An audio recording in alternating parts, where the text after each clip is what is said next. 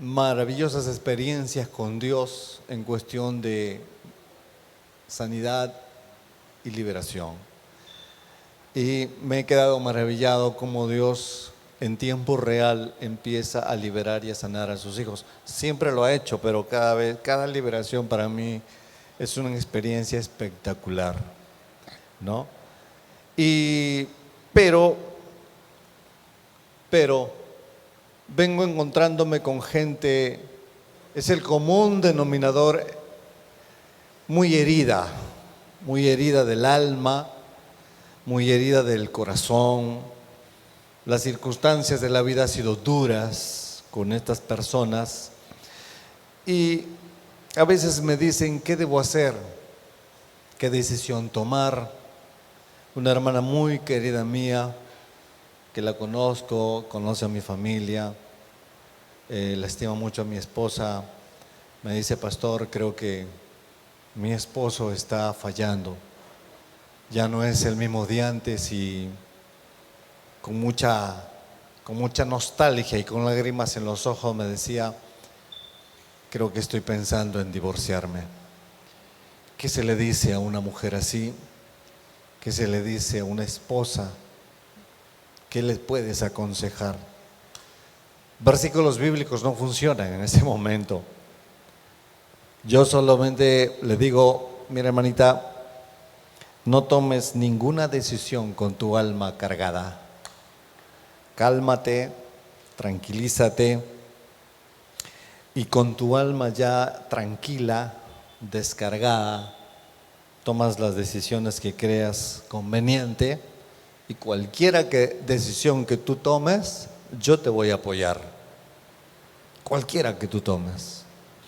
Porque si bien es cierto, nosotros somos pro matrimonio, pro familia, pero a veces las situaciones están irremediablemente rotas. Y por eso le digo: la decisión que tú tomes, yo te voy a apoyar, y te aseguro que Dios también te va a apoyar. Y casos como esos, y casos peores todavía, vienen a casa. Y hay casos imposibles para mí, y hay casos que Dios me los manda y a veces no sé qué hacer. Pero usted es pastor, usted lee la Biblia. Sí, pero soy humano, a veces no sé qué hacer. Y cuando no sé qué hacer, tengo que preguntarle a alguien que lo sabe todo, que es Jesús. Y voy a hablar de lo que siempre, no es de lo que siempre, voy a hablar de lo que las iglesias convencionales han perdido, que se llama la gracia. Ustedes saben, un domingo toco temas de guerra espiritual, liberación, otros domingos toco de la gracia, de las heridas del corazón. Yo me toca así hablar de la gracia, y justamente el mensaje de hoy se llama La gracia, el sabor de la libertad. Así se llama el mensaje de hoy: la gracia, el sabor de la libertad.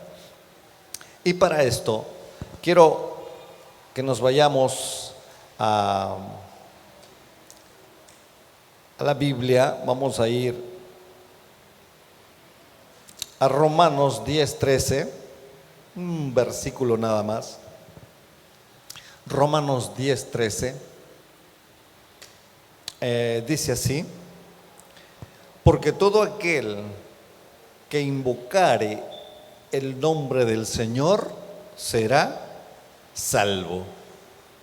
Porque todo aquel que invocare el nombre del Señor será salvo. Entonces, qué sencillo lo hace el apóstol Pablo, ¿verdad? Qué sencillo lo hace Jesús. Qué sencillo lo hacía la iglesia del libro de los Hechos. Solo invocar el nombre del Señor te da salvación. Solo eso. Pero el mismo apóstol Pablo se encontró con gente que estuvo dispuesta a poner una carga más en los creyentes para la salvación, como hoy. Y en la Biblia hay una historia donde el Señor Jesucristo cuenta que cierto personaje organiza un banquete. Y en este banquete invita a mucha gente, invita a mucha gente. Primero invita a sus allegados, a su familia. Y los sinvergüenzas no quisieron ir. Así que su mayordomo le dice, mira, no han querido venir tus invitados. Y el Señor le dice, sal al campo, sal a las ciudades, invita a toda esa gente. Y empezaron a invitar, pero aún así sobraba espacio. Y luego sal a las calles, sal a los caminos, invita a todos aquellos que quieran venir a mi fiesta, porque yo he hecho un banquete y esto no se va a arruinar. Así que la Biblia dice que salieron y vino gente de todo tipo a esa fiesta, a esa cena, ¿verdad? Entonces, quiere decir que cuando Jesús llama, no importa cómo estés, no importa qué hayas hecho, solo Él quiere que tú digas, aquí estoy, empiezo de cero, sea lo que haya hecho y pase lo que haya pasado, aquí estoy. Pero eso le es muy difícil a los cristianos convencionales aceptar y creerlo. Es demasiado difícil. Muchos dicen, ¿cómo puede ser así de sencillo acercarse a Dios? ¿Cómo puede ser así de sencillo venir ante el Señor? No puede ser así de sencillo. Y sí lo es. Yo les voy a contar una historia real. Esto lo pueden buscar en Google, lo pueden hacer su investigación privada. Pero en junio de 1990, hace mucho tiempo, cuando éramos jovencitos, y seguramente el pastor Carlitos era todo un galán, hace mucho tiempo atrás, allá por los años 90, bueno, algunos ni habían nacido, otros estuvieron en pañales. Sea lo que sea, ocurrió algo muy gracioso, muy simpático. En junio de 1990 apareció en el periódico Boston Globe esta historia. Dice, una pareja entró al Hotel Hyatt, un hotel de Boston muy prestigioso, para encargar su cena de bodas. Y esta historia es real. Entonces revisaron el menú, los arreglos florales, los detalles. Ambos tenían gustos caros y la cuenta ascendía a $24,000. Solo una cena, solo la cena, $24,000. El día que deciden enviar las tarjetas de invitación, el novio arruga y dice, bueno, mira, yo no estoy listo, dame un tiempo, déjame pensarlo. Y la novia estaba iracunda y habían hecho un depósito de $12,000 al hotel.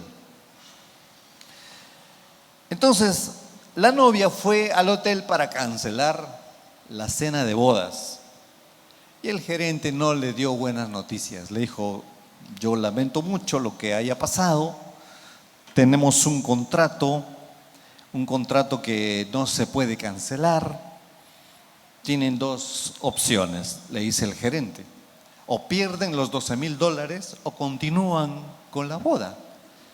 El gerente no sabía que esa pareja ya no se quería ni ver ni en pintura. Entonces, la novia dijo, mire, yo no tengo ganas de sentirme abandonada. Para empezar, el canalla es él. Yo no tengo ganas de sentirme abandonada y no quiero cancelar la fiesta. Y aunque no haya una boda, habrá una celebración. Entonces la novia decide dar una fiesta a los parias de Boston. Esto salió en todos los periódicos.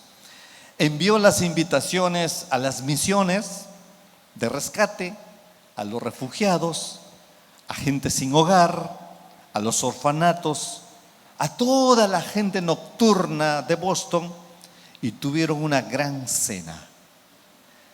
Los camareros del Hyatt, con su corbata Michi, con su ternito de pingüino, empezaron a servir entremeses de algunas comidas extrañas, raras y costosas, a los ancianos apoyados en bastones, en andadores portátiles. Empezaron a repartir champán, Don Periñón, a las mujeres sin hogar. Los adictos por primera vez probaron un vino fino y empezaron a bailar hasta altas horas de la noche con una orquesta de jazz y bossa nova. Esa gente estaba embelecida. Así que, ¿qué pensarían los invitados cuando les llega una invitación como esa? Bueno, ¿será verdad? ¿Será una broma? Entonces, esta novia hace algo que ya estaba escrito en la Biblia. Por eso empecé con la historia de aquel hombre que hace una celebración y sus allegados no quieren venir. Invita a toda la gente que pudo invitar y celebra una celebración con desconocidos. Esta novia, yo no sé si leyó esta historia de la Biblia, pero esta novia despechada, en vez de ponerse a llorar bajo su almohada y en vez de gastar 5 rollos de papel higiénico limpiándose los mocos, invitó a toda la gente paria de Boston y se ganó una tremenda fama. El novio seguro estaba arrepentidísimo, la famosa era la novia, el tipo era un desgraciado, una cucaracha que huyó del matrimonio. Y como alguien decía, la vida, señores, es la ley del gallinero. ¿Saben lo que es la ley del gallinero? ¿Alguien ha criado gallinas alguna vez? La ley del gallinero es que las gallinas se suben. Cuando estuvimos en Satipo con Oscar, encontramos un árbol lleno de gallinas. Lleno de gallinas. Cuando el hermano encargado de alimentar a las gallinas los llama, parecían hordas de esas barras bravas de la Alianza. Así venían las gallinas, cantidad de gallinas. Y la ley del gallinero, dicen que la vida es la ley del gallinero porque hay gallinas que suben a lo más alto y otras les siguen más abajo y más abajo y más abajo, y hay gallinas que duermen muy bajito y las gallinas no van al baño.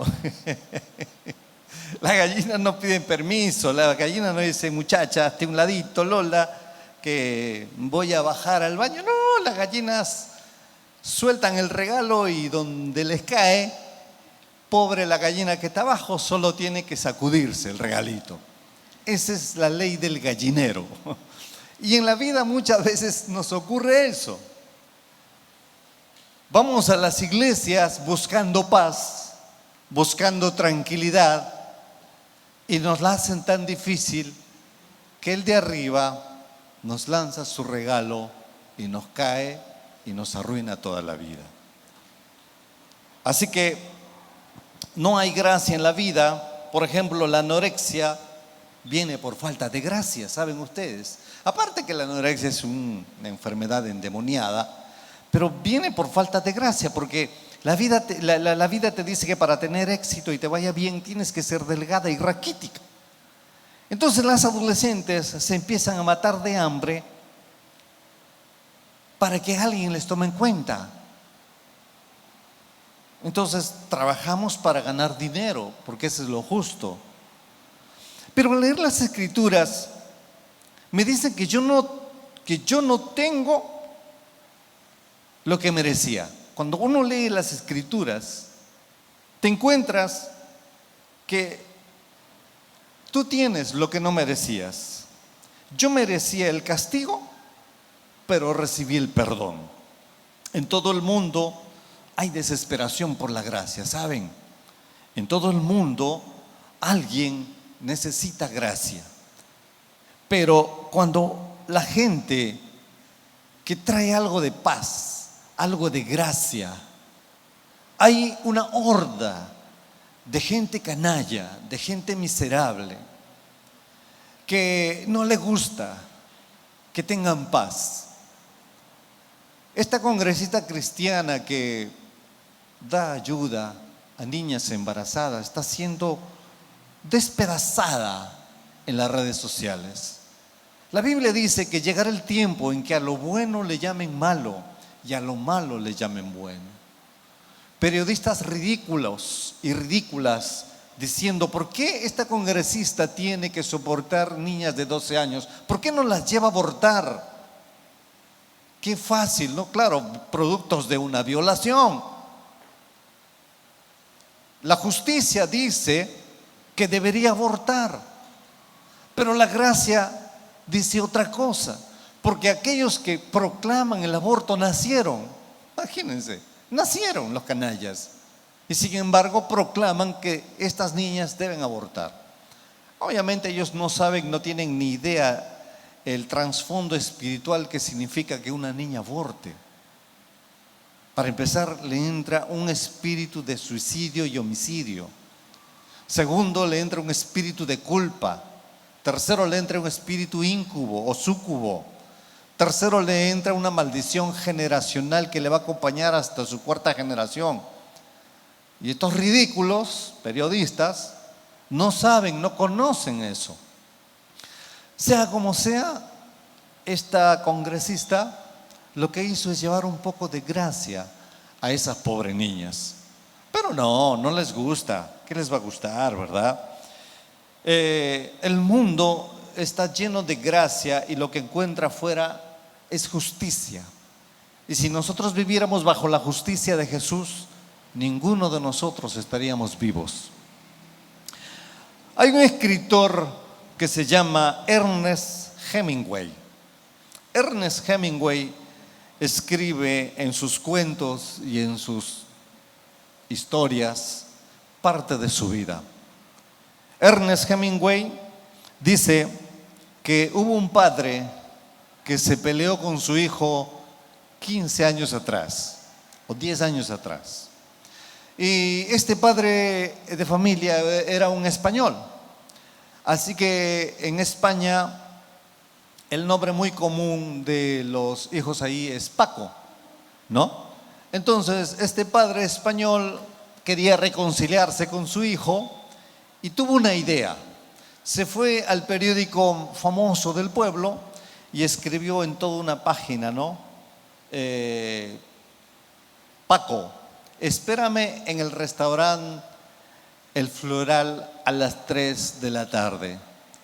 Todo está perdonado. Ya no hay nada que nos aleje. Tu padre.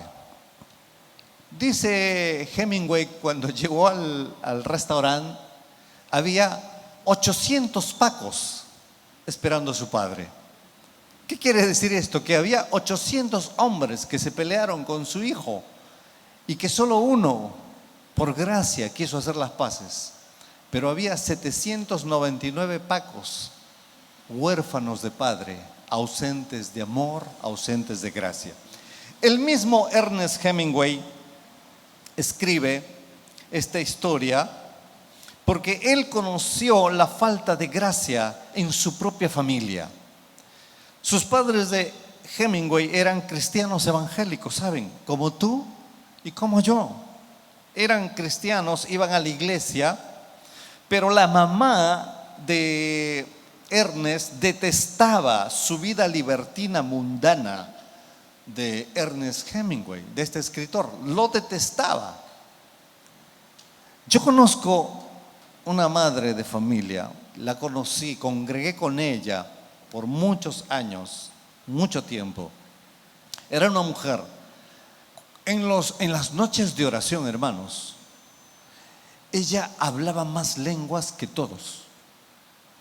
Empezaba a hablar y que rácate la zamba, Rambo saca la bazuca, quema la rama seca. Empezaba a hablar y hablar y hablar en lenguas y en lenguas, y se iba hablando en lenguas hasta el caño y se mojaba la cabeza, y las hermanitas le empezaban a ministrar y ella no paraba de hablar en lenguas. Y uno decía, wow, qué espiritual esta doña. Pero un hermano que vive frente a su casa, que congregaba en la misma iglesia que yo, me cuenta la historia y me dice, la hermana tal, tú la ves que hablas en lenguas y en la iglesia es tremenda santa, pero aquí en el barrio es una demonia, me dijo así, así me dijo. Y yo le dije, ¿por qué? ¿Por qué, hermano? Mira, me dice, su hijo apareció a las 9 de la mañana, el muchacho, un poquito picadito, apareció en el barrio. Yo trabajo afuera, soldando, me dice. Apareció el muchacho, me saluda, vecino, buenos días. ¿Cómo estás? Buenos días. Vecina, buenos días. Vecino, el tipo saludó a todo el mundo, el borrachín. No era borrachote, pero venía picado, venía endulzado. Así que la mamá, la espiritualona, sale y lo mira a los ojos al tipo. Esta historia le he contado acá. Y le dice, tú anoche has tenido sexo con mujeres. Tu cara me lo dice. Los vecinos escuchando, como si escucharan un mariachi. Todo el mundo paró las orejas y le dijo, tú has tenido sexo, te has revolcado con esas pecadoras. Tu cara me lo dice, mire esos ojos. Tú eres una vergüenza de la familia. El vecino me cuenta, el hermano me cuenta que se le fue la borrachera al muchacho, se puso pálido de vergüenza y se fue. Medio año después, este muchacho sube a un ómnibus a asaltar, se le escapa un tiro y mata al cobrador. Hoy creo que tiene cadena perpetua. Si la madre le hubiera dado gracia y le hubiera dicho, hijo, vienes picadito, esta es tu casa, ven, te preparo un caldito, voy a orar por ti, que Dios te bendiga. Ese muchacho estaría en libertad y diciendo, mi vieja, a pesar de evangélica que es, a pesar que no toma, oró por mí, me bendijo y por ella estoy aquí. Pero hay gente así, y la mamá de Ernest Hemingway era una de ellas. Detestaba la vida mundana de este hombre. Y su propia madre le dijo que no quería verlo nunca más, hasta tanto él no cambie de vida. Le dijo, mira, Ernest, no me importa lo buen escritor que eres, mientras tú no cambies de vida, tú aquí no me pisas, porque aquí somos santos, 3 veces santos, aleluya. Defendemos la sana doctrina, y en mi sana doctrina tú no encajas. Eso escribía, el mismo Hemingway escribía así, ¿no? Y luego de varios años de que ella no quería ver a su hijo, o sea, años de que la mamá de Hemingway no quiso ver a su hijo, le escribe una carta, la mamá. Y él lo escribe en sus libros, en sus memorias, él escribe esto. Y le escribe más o menos así, decía la carta: Ernest, todos los niños nacen con una cuenta de banco grande, próspera, hablando metafóricamente, ¿no? Aparentemente esa cuenta es inagotable, dice. El hijo va haciendo retiros de esa cuenta, va quitando el dinero sin hacer nuevos depósitos, porque no puede hacer depósitos, es un niño. Pero más tarde, cuando crece, tiene la responsabilidad de ir depositando lo que sacó en su niñez. Yo no sé de dónde habrá sacado esta doña esa historia, pero dice que su mamá le escribió así, ¿no? Entonces, esa teoría Hemingway no la podía entender, y él entiende que habla para él. Dice, el hijo tiene que devolver los retiros que hizo. Entonces la madre de este escritor le aconseja paso a paso cómo debería devolver esos depósitos a su mamá. Le dice, la única manera de pagar tu deuda moral conmigo es que te arrepientas de tu vida libertina y pecaminosa y aceptes a Jesús como tu Salvador. Si no, olvídate de tu madre para siempre. Aleluya, gloria a Dios. Imagínense que yo a mi hijo Adrián le diga: mira, si tú no te bautizas, porque todavía no he bautizado, tú aquí no vas a tocar, no me entras a la casa, te vas a comer afuera, porque yo soy un pastor que defiende la sana doctrina y todavía tiemblo, ¿no? Así que tú no me entras a la casa. Sería el padre más canalla que hay. Y eso fue lo que pasó con la mamá de Ernest Hemingway. Hemingway nunca logró superar el resentimiento que tuvo por su madre. No la vio morir, no la sepultó y mucho menos quiso saber nada acerca de su Salvador que su madre decía tener. Porque no podía entender cómo su Salvador, que su madre tenía, detestaba a su propio hijo. No podía entender. Sucede que la gran mayoría de nosotros tenemos muy arraigada esa idea. Tenemos que ganarnos el perdón de Dios. Hay una pastora que muchos cristianos, yo no sé, tal vez aquí lo ven, pero tiene una idea distorsionada de lo que es la gracia. Es una pastora muy famosa. No es la que se puso pompis falsas, no recuerdo cómo se llama, no me acuerdo. No es otra. Una pastora ahí que se puso sus pompis para que los hombres la vean. Esa no es. Es una pastora que se llama Lisney Defon. ¿Lo han visto algunos? Su teoría dice así: Jesús pagó solo el 60% de la salvación. El 40% te toca a ti, a través de tus diezmos y ofrendas. Lo dice, está grabado en video, está en YouTube. Y ella se va a una pizarrita, agarra un plumón indeleble y empieza a hacer, mire, 60% cruz, 10% diezmo, 5% ofrenda, otro 10% oración, otro 5% ayuno, otro 5% congregar. O sea, Jesús dio la primera cuota y el resto lo pagas tú. Yo digo, nosotros entonces estamos fregados. Para empezar, nosotros no pedimos diezmo. Hasta ahí nomás ya se fueron todos al infierno. Hasta yo.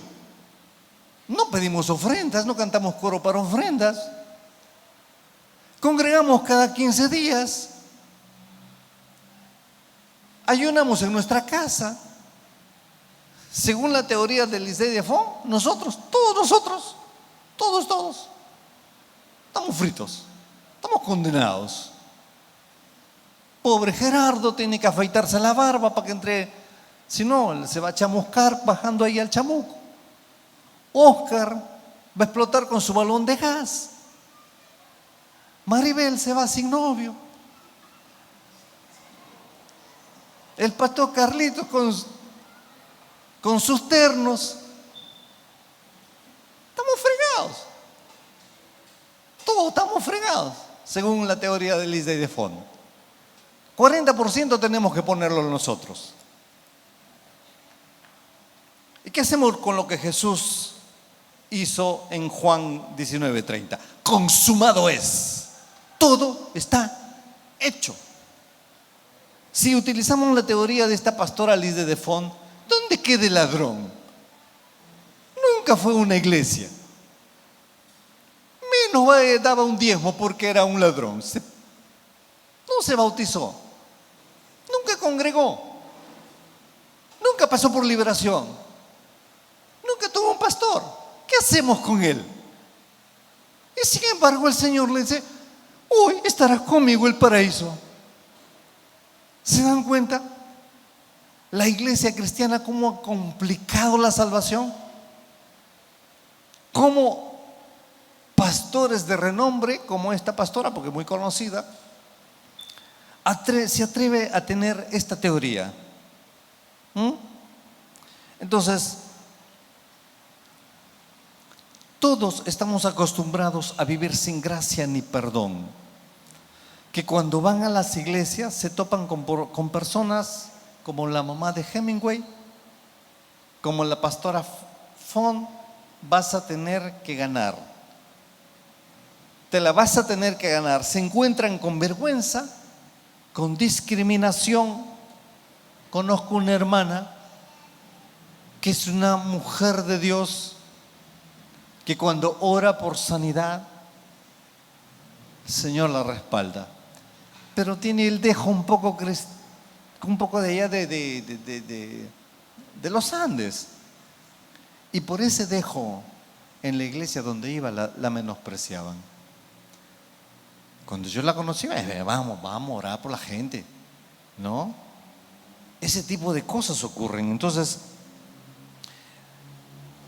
te encuentras con juicio. Primero te tienes que demostrar que estás arrepentido para que Dios te empiece a amar. Todas las religiones te dicen que si quieres la gracia o salvación tienes que hacer algo para ganártelo. Solo el cristianismo puro y verdadero te dice que solo invocando el nombre del Señor serás salvo. Con el versículo que empezamos. Sencillo, ¿verdad? Estás hundido en el pecado, arruinado en el mundo, y solo invocando el nombre de Jesús de la forma más sencilla serás salvo. Así de simple. Una hermana que me llamó una vez para liberación me dijo: pastor, voy a ir a pasar liberación. ¿Cómo tengo que ir? Me dijo. ¿Cómo tienes que venir? Sí, voy en ayuno. ¿Cuántas noches de oración? Ven con tu demonios y ya, le digo. Después que lo echamos fuera, ya te pones a ayunar. ¿Qué vas a venir así con hambre? Te vas a desmayar. Pero a mí me han dicho que tengo que ir en ayuno a una liberación. Sí, pero yo soy el pastor y te digo que vengas bien papeada. Si vas a venir en la tarde, come un buen almuerzo para que no te desmayes. Si aparece un chamuco por ahí, para que no te desmayes. Si empiezas a gritar y a vomitar, no te vas a desmayar. Pero si vienes en ayuno, apenas dices, te desmayas. Y la mujer no lo podía creer. Y era tanta su religiosidad que dice: pastor, he venido pero en medio ayuno. ¿Cómo será medio ayuno? Había almorzado, me imagino, o había tomado desayuno. En fin, pero así estamos. Entonces, mis hermanos, solo el cristianismo puro y verdadero te dice: invocando el nombre de Jesús serás salvo. Simple, sencillo. Jesús está a una oración de distancia. Yo veo mucho las prédicas del pastor Dante Gebel. Aparte de que ser un excelente orador, pastor, es un excelente entrevistador. Él entrevista en un canal secular a mucha gente. Gente que no es cristiana, gente que es artista, actrices, cantantes. Y él dice que hace 2 años, si se lo permiten y si amerita el caso, dice: ¿qué viene a tu mente? A su entrevistador, claro, fuera de cámara, le dice: ¿qué viene a tu mente cuando te mencionan o cuando escuchas la palabra cristiano evangélico? ¿Qué viene a tu mente? Esta gente muy suelta de huesos, muy sincera, le dice: son gente religiosa. Otros le dicen: son fanáticos. Otros le dicen: los evangélicos, no, ellos no toman ni fuman. Yo diría: ¿pero cómo comen? Si no, pregúntele a Gerardo y a Oscar.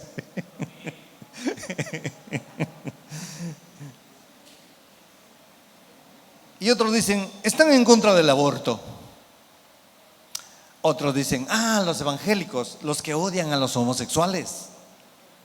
Y otros dicen: los evangélicos, los pastores que viven del diezmo y se hacen ricos con las ofrendas. No es mi caso, menos mal. El pastor dice: ni una sola vez alguien dijo: Los evangélicos son gente que no juzga, son gente que no condena a nadie, te reciben tal como eres. Ni una sola vez nadie dijo eso. Y es la razón por lo que existe Héroes 21 Caraballo. Y por lo tanto es una iglesia que no es comprendida por el sistema evangélico convencional. Saben que yo tengo pastores amigos que eran mis amigos, que cuando se enteraron que yo ministro liberación, dejaron de hablarme, se fueron a mi casa a increparme que por qué yo hago eso, y dejaron de ser mis amigos. Pastores que me invitaban a sus iglesias a predicar a su juventud, nunca más me invitaron. Nunca. Pastores que venían a mi casa, a mi taller, nunca más me visitaron. Nunca. Porque aparte de ministrar liberación, se enteraron que yo ya pastoreaba una iglesia. Y saben, los chismes andan como no se imaginan. Los chismes corren, pero como mujer encontrada en hotel con su amante. Corren. Y se han enterado que en 4 años tenemos un hermoso lugar donde hacemos nuestros cultos. Y por supuesto no es mío, pero por la gracia de Dios lo tenemos. Se han enterado que tenemos un buen sonido. Tenemos micrófonos de calidad, instrumentos, músicos. Y se han enterado que el ministro, el director de la banda, está en el conservatorio. Y eso no les gusta, porque para ellos un ministro de alabanza tiene que vivir solo en la iglesia.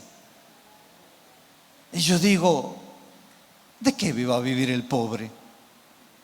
Pues es otro tema. Pero he perdido amigos por ministrar liberación y por hablar de la gracia, por hacer un evangelio sencillo, por decir que solo invocando el nombre de Jesús serás salvo. Nada más. Nada más. Solo acudiendo a Jesús encuentras libertad, sencillo, y andas en la vida con todas las promesas que la palabra dice que tienes. Pero el sistema convencional te dice que tienes que dar tu diezmo si no vas a dejar de ser miembro activo, que tienes que venir a los cultos de oración. ¿Qué importa si trabajas o estudias? Tienes que venir a los cultos de oración, porque a mí me lo dijeron así. ¿Qué importa si trabajas o estudias? A los cultos de oración tienes que venir. Por supuesto yo no iba porque había muchas cosas que hacer. Tienes que venir a los ayunos todos los primeros domingos de cada mes. Sí o sí. Si no, no le agradas a Dios. Si no, no le vas a agradar a Dios. Y estas personas decían, solo así le agradas al Señor. O sea, si no, no le agradas al Señor. Viene Albita desde Cajamarca y Dios dice, no me agradas, no me has traído mi canchita, mi yuquito, mis ocas, mis machuas. No. ¿Tú crees que el Señor está por eso? No. Mira, tú no puedes hacer más para que Dios te ame. Y no puedes hacer cosas malas para que Dios te ame menos. Dios te ama igual, siempre te va a amar igual. No es porque fallaste, Dios dejó de amarte. Dios siempre te ama. Él siempre sigue siendo fiel. Él te ama y te ama. Así tú hagas el desmadre, como él dice, ¿no? ¿Por qué digo esto? Porque voy a llegar a ese punto. Entonces, y si ustedes han notado, acá recibimos a todos. Acá atrás hay una iglesia Y en esta iglesia te exigen a las mujeres venir con vestido de gala. Y le doy fe de esto porque una señora que trabajaba en nuestro taller le dijo a mi esposa eso. Yo le decía, ¿por qué no vas a la iglesia de tu cuñado, no? No, si ahí te exigen venir con vestido de gala. Los hombres tienen que ir con terno y corbata. O sea, yo ahí no entro, pero ni a balas. No entro. Mando al pastor Carlos como mi representante. Él tiene corbatas y ternos, pero como para vestir a 100 presidentes. Entonces, o sea, por ejemplo, qué sé yo, una hermanita que no tiene para comprarse un vestido, no lo dejan entrar a esa iglesia.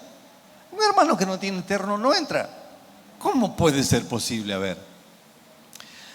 Y acá, en esta congregación, los recibimos a todos como estén y con la ropa que tienen y con la comodidad que pueden tener. ¿No es cierto? Pero yo mismo a veces tengo que luchar contra los tentáculos de la falta de gracia en mi propia vida. Yo mismo a veces batallo para ganarme la aprobación de Dios. Porque a veces ocurren casos donde viene gente, yo oro por ellas y no pasa nada. No ocurre nada, ni pestañean. Cuando se van, yo le digo, Señor, ¿qué hice mal? Ya estoy luchando con la culpa. ¿Qué hice mal? ¿Soy yo? ¿Debí orar de otra forma? Señor, tuve que ayunar, no ayuné, era un espíritu fuerte. Yo lucho con la culpa. Pero cuando voy a la palabra, el Señor me dice, no es tu culpa, yo te amo igual. Hay cosas que no vas a entender, no pretendo que entiendas, porque si no, yo dejaría de ser Dios. Entonces mi cultura religiosa, nuestra cultura religiosa nos crió con culpa. Algo habrás hecho, que tenemos que ganarnos el amor de Dios. Hay gente que antes de la pandemia su vida era servir en la iglesia, estar 24/7 en la iglesia, mañana, tarde, noche. Cuando vino la pandemia casi les da un infarto, porque ya no podían ir a barrer, a limpiar, a atender. O sea, la iglesia nunca entendieron que somos nosotros, no este lugar. Entonces,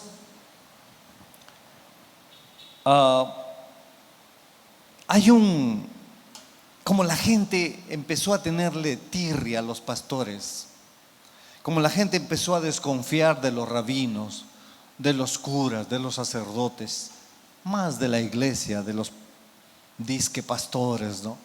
Que hablan solo de dinero y de estar bien y de empodérate, conquista tu territorio y todo lo demás.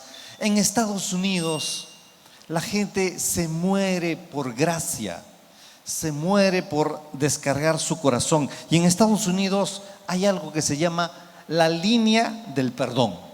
¿Qué es la línea del perdón? Es una línea telefónica, ¿verdad? Dice, llama al 0800 anónimos. Han ustedes escuchado acá en el Perú. Allá en Estados Unidos hay algo así. La línea del perdón es que tienes un minuto para llamar por teléfono, marcas el número y te responde una contestadora y te dice, tienes un minuto para confesar lo que has hecho. Y les garantizan que va a ser total privacidad, sea cual sea el delito o la confesión. Entonces, hay gente que llama, y ahí están las grabaciones, donde confiesan asesinatos, confiesan violaciones a niñas, confiesan infidelidades, confiesan intentos de suicidio. Hubo un hombre que llamó y dijo, durante 15 años hice daño a mi familia, durante 15 años los herí. hoy quiero pedirles perdón. Claramente estaba diciendo, hoy me voy a suicidar.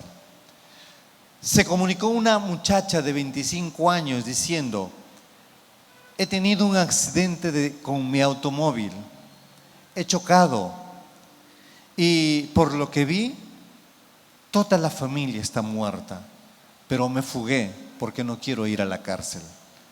1 minuto tienen para llamar a esa línea y confesar lo que deberían hacer en las iglesias, en los conventos, a los sacerdotes, a los rabís, a los pastores. Pero si eso vienen y confiesan, los juzgamos, los condenamos y les decimos que están endemoniados y que son pecadores y que van a contaminar a la iglesia. Tuvo que haber una línea robótica para que escuchen semejantes confesiones. Y según la estadística, mínimo llaman 200 personas diarias a esa línea haciendo sus confesiones. Claro, como nosotros la iglesia nos dice, Dios te perdona, pero a regañadientes, te perdona, pero te hará sufrir un poco. Hemos predicado a un Dios distante, amenazante, que prefiere el miedo antes que el amor. La gente no se acerca.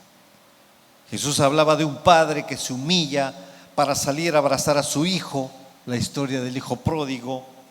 No lo sermonea, estaba perdido. Habla de una mujer que encuentra una moneda perdida y hace un escándalo en el vecindario. Lo encontré. Habla de dejar a los 99 e ir por la oveja perdida.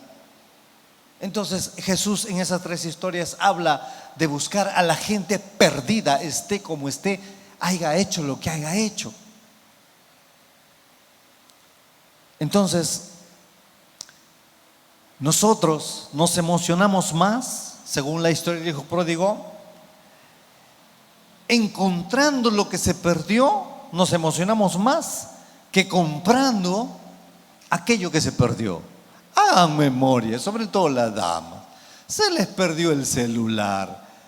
Hacen un escándalo por el celular. Ni a su hijo lo buscan como buscan al celular. Pero cuando lo encuentran, es como si hubieran encontrado un ángel. Es así, nosotros le damos más valor a lo que he encontrado, a lo que se perdió. Cuántas veces se me ha perdido mis lentes en el taller. Y ando preguntando, ¿viste mis lentes? ¿Viste mis lentes? A mi nuera, mi hijo, ¿viste mis lentes? ¿Viste? No, y cuando al fin me pongo y empiezo a hacer mi trabajo. Es que es así, el Señor se emociona, los ángeles, el cielo se emociona cuando un perdido es encontrado por el Señor. La Biblia dice que los ángeles hacen fiesta en el cielo cuando un pecador se arrepiente. Cuando un pecador invoca el nombre del Señor, hay fiesta en los cielos. Así de sencillo es. Eso se llama gracia. Entonces, un pastor cuenta esta historia. Un pastor dice, mi hija andaba en drogas, no nos obedecía. Llegó el punto que no venía a la casa, se acostaba con diferentes hombres, menor de edad. Y él estaba sentado en la escalera de su casa, cuenta él, furioso porque había perdido el control de su hija menor de edad, furioso. Estaba lleno de rabia y decía, Dios, ¿cómo es posible que mi hija, que tanto he orado, termine así? Pero él mismo dice, yo quería que mi hija entrase a la casa borracha, oliendo a perfume barato y alcohol, y estaba furioso. Pero si ella entraba así, yo la hubiera abrazado y la hubiera amado. Yo creo que así nos mira Dios. Se duele con nuestras actitudes, pero si tan solo venimos a Él, nos llena de amor y se muere de amor por nosotros. Eso es un padre. Le damos la espalda a Dios, dejamos de orar, nos perdemos en el mundo, pero tan pronto disponemos nuestro corazón a volver, Él se muere de amor por nosotros y está dispuesto a amarte, a perdonarte, si tan solo le dices, quiero volver a empezar. ¿Qué importa lo que haya pasado? El hijo pródigo avanza por el camino, ensayando su discurso. Capaz le pago con trabajo a mi padre. No sé, le digo, ustedes saben la historia, ¿verdad? Yo no prefiero ser tu hijo, trátame como un jornalero. Él venía ensayando su discurso. Y de pronto el padre ve a lo lejos a un tipo pordiosero, mugriento, con mal olor, se abalanza a su cuello, lo besa y le dice, ponte el mejor vestido, toma un anillo, vamos a preparar una cena, vamos a preparar un banquete porque mi hijo estaba perdido y ha sido hallado. Miren el modus operandi del Señor. Todo lo perdido, todo lo que es hallado, todo lo que es redimido, Dios hace una fiesta. Y eso es lo que nosotros no lo hemos entendido. Hace una fiesta. Pero había un hermano mayor y él dice, nadie me hizo una fiesta. Y claro, lo habla con los criados que no tienen voz ni voto, pero el padre lo oye. El padre lo oye, pero no entra en razones. Está molesto porque al tipo que despilfarró el dinero le organiza una fiesta y le da el mejor vestido y el anillo. Todos hemos tenido un hermano mayor alguna vez que se ha molestado por lo que Dios empieza a hacer con nosotros. Yo he visto hermanos mayores cómo me miran. ¿Cómo? 4 años dice que tiene una iglesia. Dice que ministra sanidad, dice que ministra liberación. 4 años, estoy 20 años en esta iglesia, en este lugar. Yo 20 años de cristiano. ¿Y por qué yo no tengo? ¿Por qué Dios no me das lo que le das a Él? ¿Yo qué culpa tengo? Que Dios me haya dado un regalo a mí en 4 años y haya levantado este lugar y nos haya dado todo lo que nos ha dado. Es un regalo. Es que Dios no te da un salario, Dios te da dones, te da regalos. Entonces, las quejas que bajan se llaman murmuración, pero las quejas que suben son las verdaderas. Cuando vas a Dios y le dices, Señor, la regué, perdóname, la regué, metí las patas, perdóname, Señor, hice algo tan feo que no tengo cara de hablarte, pero aquí estoy, voy a confesar lo que hice, perdóname. La Biblia dice, el que confiesa sus pecados, Dios es fiel y justo para perdonar. Entonces, todos hemos tenido un hermano mayor, pero te doy una noticia, todos alguna vez hemos sido ese hermano mayor. Yo también a veces he sentido celos. De pronto alguien viene y aprende de mí un poquito y se va y ministra liberación. Y de verdad a veces uno saca y dice, oye, pero que yo le enseñé, ahora también está en liberación. Y Dios me dice, pero no eres tú, soy yo, sonso. Lo que te di a ti, le di a él. Me da la gana darle. ¿Y cuál es tu problema? Está bien, Señor, perdóname. Y he tenido que aprender a lidiar con eso. También fui un hermano mayor. Hay una historia de Amadeus Mozart. ¿Han oído de él? Mójanse la carita, que sí, el calor da sueño. Vamos a terminar ya. Amadeus Mozart, uno de los tremendos prodigios de la música, tenía un talón de Aquiles que se llamaba Antonio Salieri. Antonio Salieri quería hacer música, alabanza para Dios, y no le salía nada. No podía hacer nada. Y Antonio Salieri le decía, oye, tú no oras, tú no haces nada para Dios y sin embargo compones. Y yo decía, ¿qué sé yo? No lo sé. Envidioso. Entonces, ¿cuándo te mereciste lo que te está pasando? Pregunta este Salieri. Y él dice, no sé, yo agarro mis partituras y hago música. Pero Antonio Salieri estaba tan celoso de Amadeus Mozart, ese celo no le hacía ver que él no era músico, era un envidioso. Amadeus Mozart nació con el don, no era un sueldo, era un don. Entonces la gracia es el don que recibimos de Dios, que no hicimos nada para ganarlos. En la película El último emperador, ¿han visto ustedes esa película? Es un chinito así, chinito, su familia Maribel, chinito así, es el último emperador, chiquitito. Su hermano le dice: cuando tú cometes un error, ¿a quién le castigan?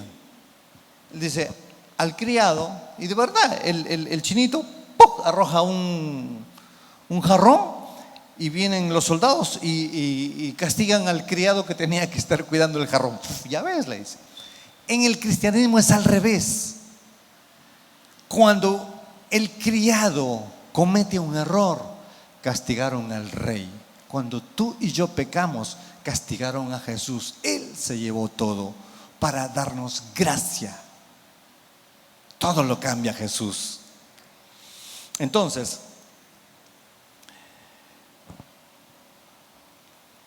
para terminar la historia,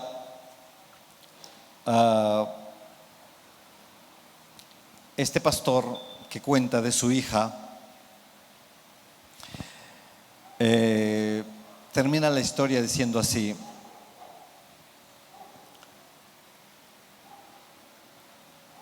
mi hija finalmente no volvió esa noche. Yo me quedé esperando a mi niña sentado en las escaleras casi toda la noche. Ella se fugó para nunca más volver. Se llenó la nariz de cosas, su cuerpo se llenó de tatuajes, sus faldas se hicieron más cortas, sus pantalones cada vez ajustados. Me dejó con el corazón destrozado. Esa noche, dice este pastor en sus memorias, cuando ella se fugaba de la casa, se encontró con un hombre con un auto hermoso que se ofreció a llevarla. Viajó desde la provincia hasta la capital con ese hombre. Seguramente en algún momento hizo contacto con él. Y ese hombre le consiguió una casa, dinero, droga, y la hizo vivir con otras chicas. Ella le llamaba el jefe. Le enseñó unas cosas que le gustaban a los hombres, y como era menor de edad, los hombres pagaban más por ella. Se compró ropa. Un año vivió así, un año. Una vida fingida, llena de lujos, llena de excesos. Y los padres pusieron en el Facebook, en internet: se busca, si lo has visto, llama a este número. Ella misma un día vio su cara y se asustó un poco, pero se había cambiado el rostro, llena de labiales, sus ojos muy pintados, se había teñido el cabello, estaba irreconocible. De tanto en tanto, dice, pensaba en su familia y decía: no puedo creer que mis padres sean pastores, santurrones, que van a la iglesia, y yo quiero divertirme. Y sentía un poco de odio por la familia. Pero un día llegó lo inesperado. Una enfermedad de transmisión sexual apareció en su cuerpo. Su jefe se enteró y de inmediato cambió con ella y la botó, porque ella no le servía. La dejó en una calle sin un solo centavo. Poco a poco trabajó por aquí, por allá, y lo que conseguía y lo que ganaba solo lo gastaba en drogas. En invierno dormía en los estacionamientos. Buscaba los últimos carros para aprovechar el calor del motor. Dormía debajo del carro, tapada con una gran cantidad de periódicos. Una adolescente con ojeras muy marcadas, sola, que no llegaba ni a los 17 años. De pronto ya no se sintió como una mujer de mundo. Se sentía como una niña pequeña, perdida, atemorizada. Y empezaba a llorar, sin dinero, con mucha hambre. Sin semanas, sin bañarse, envuelta en periódicos para abrigarse. Se hacía unas medias con los periódicos y se lo amarraba con pitas. Y ahí, tal como el hijo pródigo, empezó a orar y dice: Señor, ¿por qué me fui de casa? ¿Por qué me fui de casa? Así como tú y yo alguna vez nos fuimos de casa. Dejamos al Padre esperando en las escaleras a que volviéramos, ¿verdad?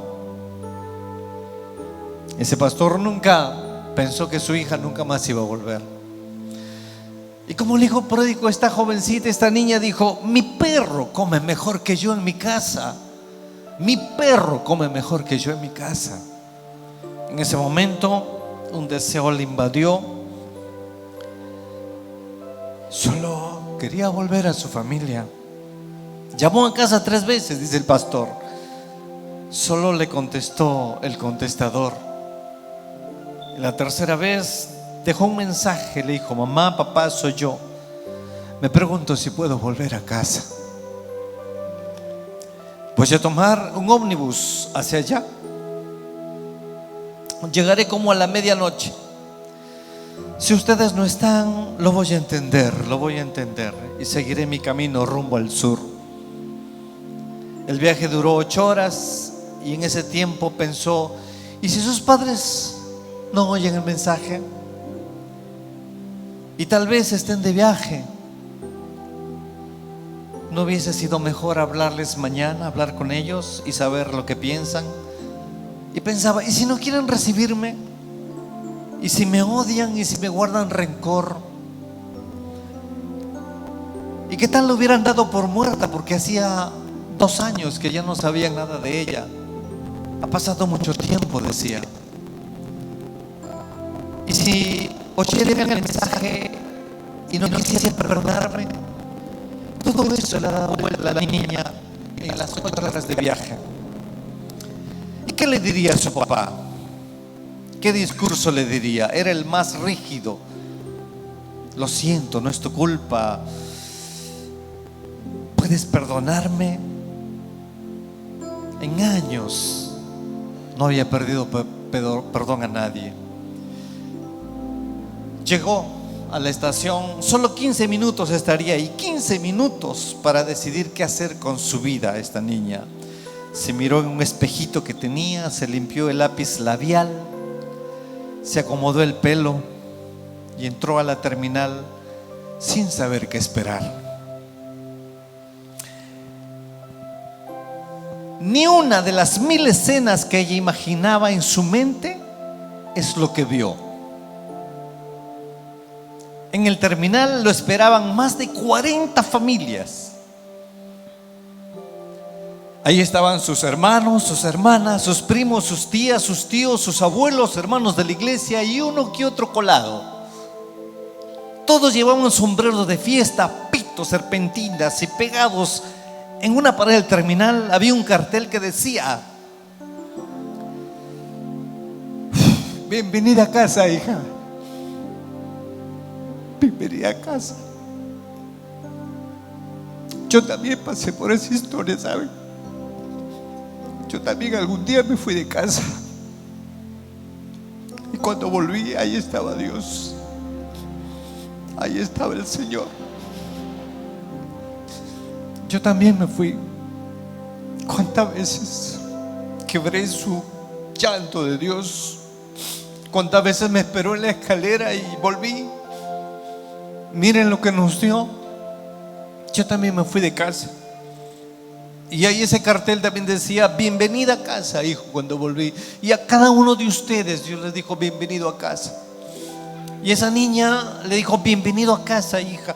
Y su padre sale de en medio del grupo y ella la mira a través de las lágrimas y trata de decir el discurso. Y papá le dice: papá, yo no sé qué hice.